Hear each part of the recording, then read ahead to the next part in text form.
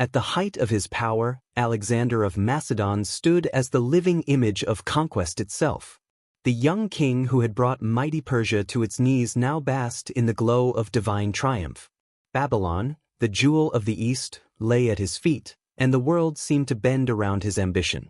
Yet behind the celebrations, behind the incense and gold, there lingered a shadow, a whisper that victory had not brought peace, only hunger for more. The soldiers toasted their king, but many did so with hollow eyes, weary from years of endless marching. Persia was fallen, but Alexander's gaze was already fixed beyond the horizon. The campaign that would become his darkest began not with grand banners or heroic odes, but with a corpse, the corpse of Darius III, the last great king of Persia. Betrayed by his own satrap, Bessus, and left to die in the dust, Darius's body was brought before Alexander. The conqueror who had chased his rival across deserts and mountains knelt beside him in silence. Sources say Alexander wept, calling Darius a brother in kingship. But even as he ordered royal funeral honors for his fallen foe, there was something else burning in him: fury. Bessus, now styling himself Artaxerxes IV, had fled east into the remote lands of Bactria. To Alexander, this was not merely rebellion, it was blasphemy. In that moment, a new purpose formed, one that would take him beyond the known world. The march into Bactria was presented as vengeance, justice for a murdered king. But it was also something darker, a test of Alexander's divinity, a need to prove that no man, no god, no landscape could resist him. The Persian Empire had been conquered by battles of open field, grand maneuvers of cavalry and phalanx. What awaited him now was something entirely different. A war fought not against armies, but against nature, distance, and the human spirit itself. Babylon soon faded behind the army as they moved eastward through the empire's crumbling provinces. The once disciplined Macedonian ranks were stretched thin, their officers burdened not just with soldiers but with administrators, translators, and supply trains. Alexander's empire was expanding faster than it could be ruled. Each new city left behind was a fragile promise of order in a sea of resentment. Local satraps plotted rebellion the moment the army vanished over the horizon. The king who dreamed of fusing east and west now found himself surrounded by mistrust. His own men grumbled about adopting Persian customs, bowing before him, the lavish robes, the idea that he was more than mortal. Still, Alexander pressed on, driven by an intensity that frightened even his closest companions. He began to speak of destiny, of a world united under his divine will. Arrian and Curtius both record the almost religious tone of his speeches. He was not merely chasing Bessus, they said, he was chasing eternity. Yet as he climbed into the harsh mountain passes of modern Afghanistan, the glamour of conquest peeled away. The air thinned, the winds cut like knives, and the enemy vanished into the high valleys.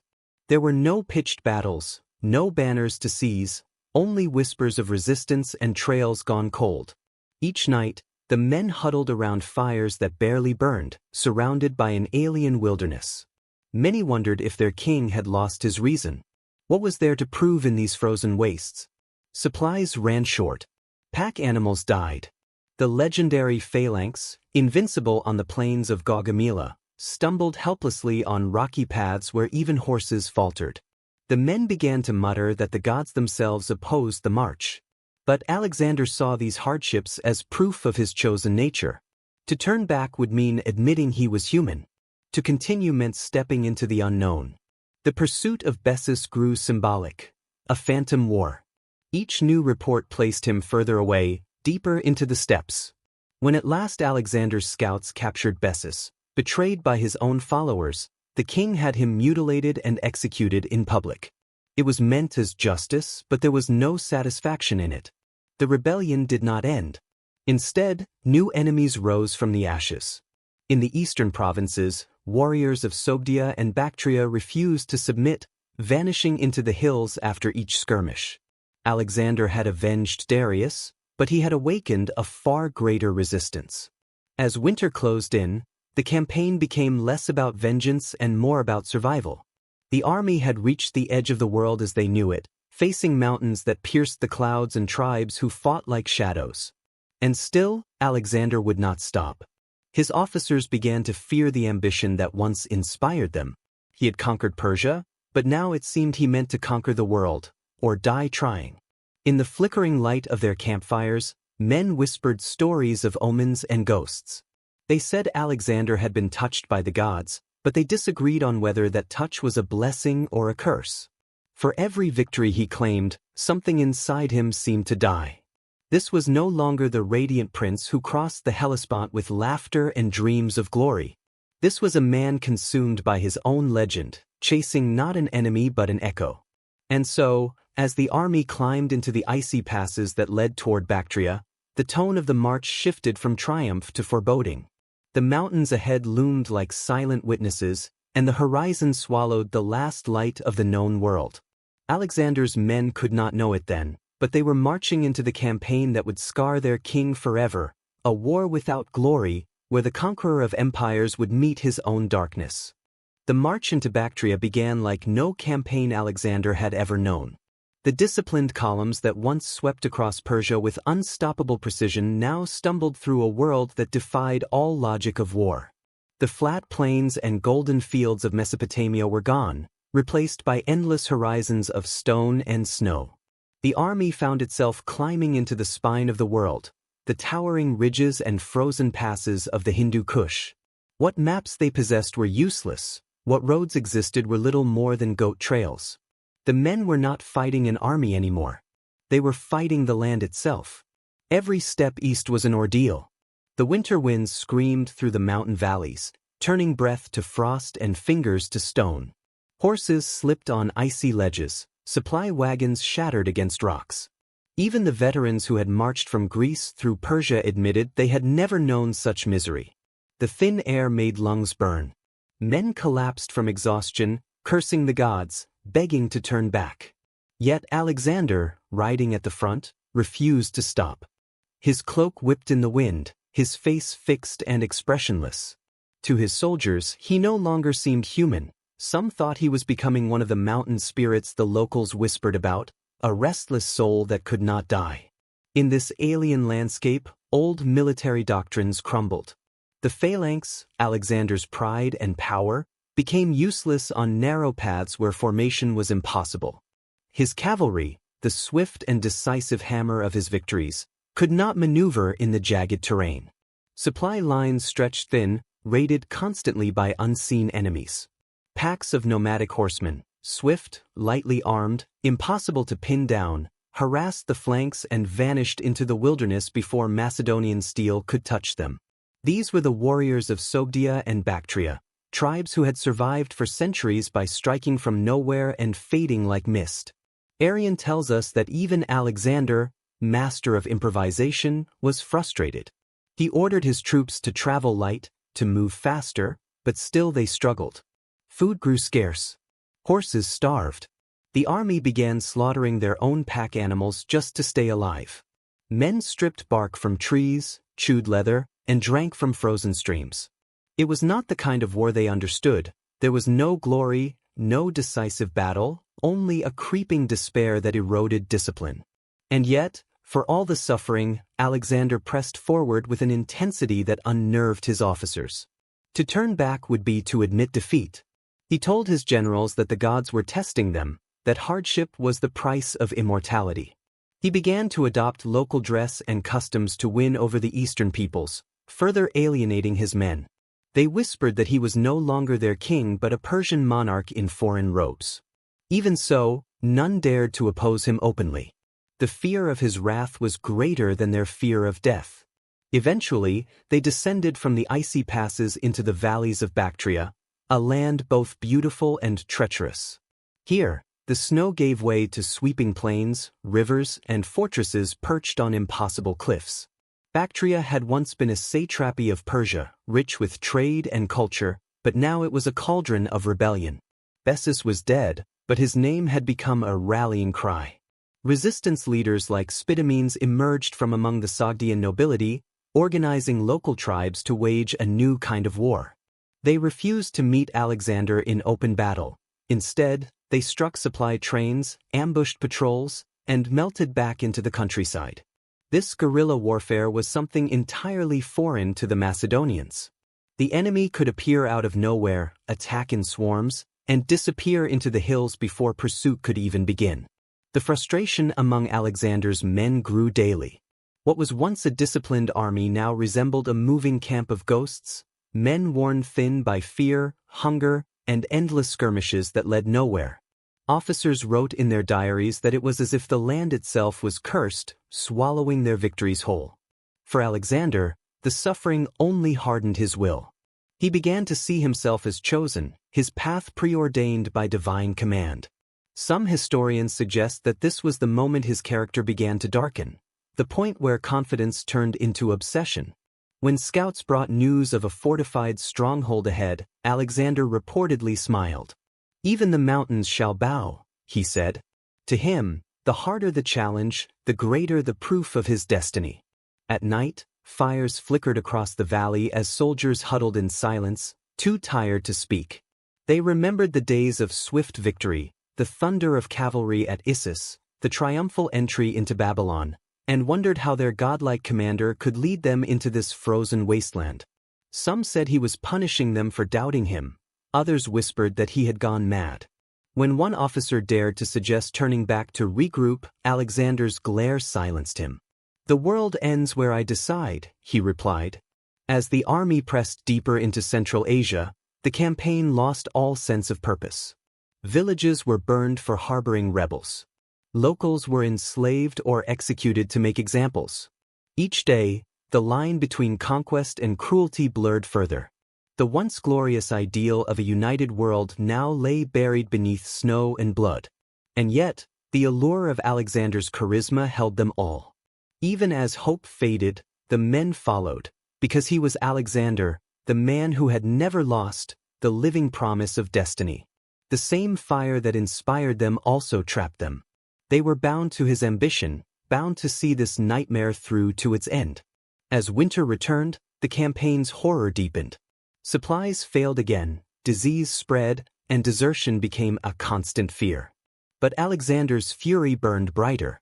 He began building new cities in the wilderness, leaving behind monuments to mark his progress as though carving his name into eternity itself. Each city was less a triumph than a tombstone, each victory smaller than the cost it demanded.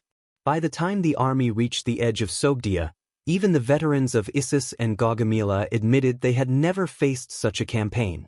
This was no longer conquest, it was survival. The land of Bactria had swallowed armies before, and it was close to swallowing Alexander's. But he would not let it. In his mind, retreat was death, surrender was unthinkable, and the only path forward lay through the heart of darkness itself. As the snows thickened and the horizon turned white, the men looked up at the mountains ahead, vast, indifferent, eternal. Somewhere beyond them, they were told, the enemy waited. The nightmare was only beginning. The march into Bactria tested Alexander's army as no campaign before it. The land was a labyrinth of mountains, deserts, and rebel fortresses, hostile, endless, and merciless. The Bactrian nobility, led by the cunning Spitamines, refused open battle, preferring ambushes and night raids. Supply lines stretched thin, and each step forward felt like a descent into chaos. For the first time, the invincible army felt mortal. Blizzards swept down from the Hindu Kush, freezing men and beasts alike. Horses starved, weapons rusted, and morale cracked beneath the weight of exhaustion. Yet Alexander's will did not waver. He marched at the front, refusing rest, sharing his soldiers' hunger and cold. His resolve became their only fire.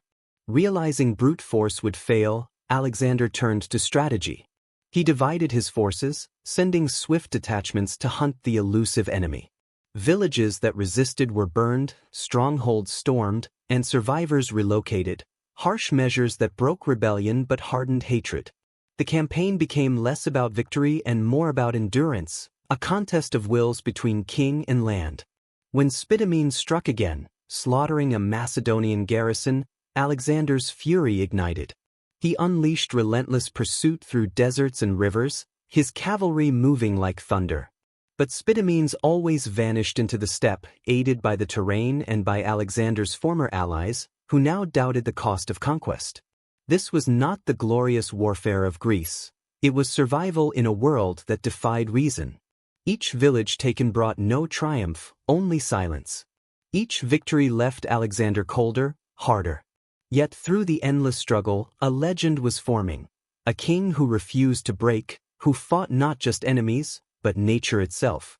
The Bactrian campaign was no longer a march of conquest, it was a battle for Alexander's soul.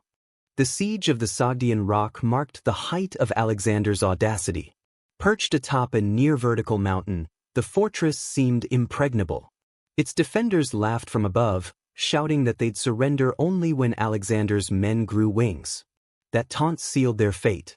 Alexander gathered a group of volunteers, seasoned climbers, veterans of perilous campaigns, and ordered them to ascend the sheer cliffs by night using iron stakes and flaxen ropes.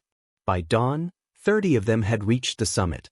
When the Sogdians awoke, they saw Macedonian skymen standing above their walls, spears glittering in the morning light.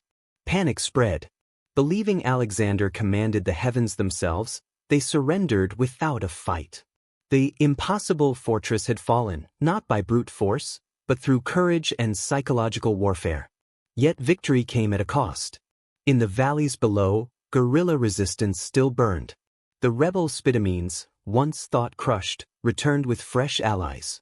Alexander pursued him relentlessly, through deserts and snow, until treachery ended Spidamenes' life. His own followers brought his severed head to Alexander's feet, an act that silenced rebellion but deepened the conqueror's solitude. The campaign in Sogdia was supposed to end the wars, but it only hardened Alexander's resolve. Standing atop the fallen fortress, he gazed eastward, speaking of lands still unconquered. His men saw triumph, he saw destiny. Yet in his eyes, there flickered something new, fatigue, perhaps fear. The mountains of Bactria had been conquered, but they had also begun to conquer him. Peace should have followed victory, but instead came darkness. The endless wars had left Alexander restless and his army broken in spirit. Among his officers, whispers of dissent spread. The king who once fought beside them now demanded divine honors, adopting Persian customs that alienated his own men. Clitus the Black, a grizzled veteran and old friend, dared to speak against him. At a feast in Maracanda, wine and pride clashed like steel. Clitus toasted Alexander's father, Philip, calling him the true architect of their victories. The words struck deep. For Alexander, whose life had been a struggle to escape his father's shadow, it was unbearable. Their exchange grew heated, shouts, insults, accusations. Clitus reminded him he once saved his life at Granicus. Alexander replied that his friend owed him his very existence. In a sudden blaze of rage, Alexander seized a spear and struck Clitus dead. The hall fell silent. The conqueror stood trembling, realizing what he had done. He had slain not an enemy, but a brother in arms. Days of despair followed. He locked himself away, refusing food, consumed by guilt. Yet remorse soon hardened into isolation. His men now feared him, for if Clitus could fall, none were safe. The campaign had twisted its hero into something monstrous, a ruler who believed himself divine yet could not escape his humanity. The army marched on, but love had turned to dread. Bactria was finally subdued, but Alexander's victory was hollow. The rebels were dead, yet peace never came. Fortresses rose across the land like scars, monuments to conquest rather than unity. His men, weary and haunted, no longer cheered their king. In the aftermath, Alexander built new cities, symbols of empire and control. He spoke of blending east and west, of divine purpose, yet his heart was consumed by unrest. He drank more, trusted less, and dreamed of ghosts. The campaign had shown him the limits of conquest, but he refused to see them. Instead, he turned eastward again, to India, chasing a vision of glory that could never be fulfilled.